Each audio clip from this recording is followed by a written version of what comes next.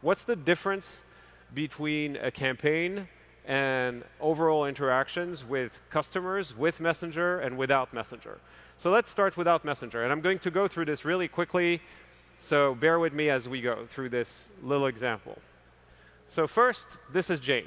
So she browses newsfeed as she is waiting for a friend to show up. She comes across a pair of sneakers that she really likes because it's a super well-targeted ad. She goes to a web page, looks at the thing. Her friend shows up, so she puts her phone away, and she comes back an hour later. When she comes back an hour later, her mind is elsewhere. She's now looking at hikes in San Francisco because that's what we do for fun over here. And that's it, right? You've lost the attention, the mind share of Jane at that point in time.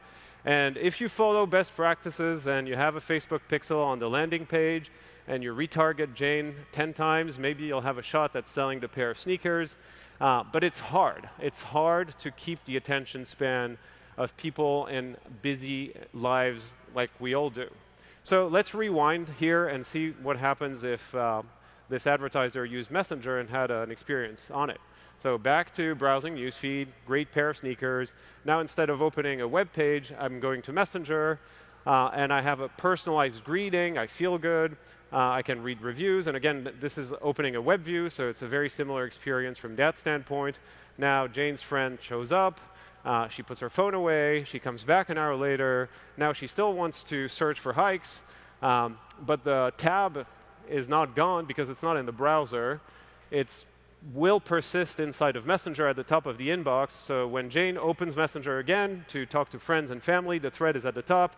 She can just pick it up where she left it off and continue, but now she's not buying just yet. So a week later, she's at work, and now you can retarget Jane right there inside of Messenger. Now is actually a really good time for her because she has time. She had time to think about those sneakers. She really wants them. So she buys them, uses native payments inside of Messenger, and then she gets a receipt inside of that thread. Again, threads in Messenger are canonical. They retain context. So 2 days later, while she's grocery shopping, she gets another notification about the shipping notification, and she can track her package.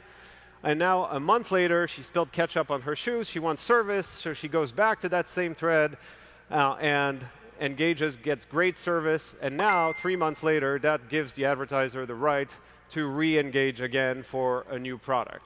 So when you look at all of this, it's the full cycle of consideration, acquisition, retargeting, and re-engagement with customer service in the middle. But the relationship that you're building with Jane now is so profound. The brand preference is going to be so much higher if you actually use Messenger to do it that way. And it's like if you have competitors, like many sneakers company, Jane will continue buying from your brand because she has this great service. She knows that she can come back to that thread at any given point in time. She knows that you, the brand, have context about like all of the past interactions. And as a result, it's a superior experience that drives, if it's built the right way, much higher ROI.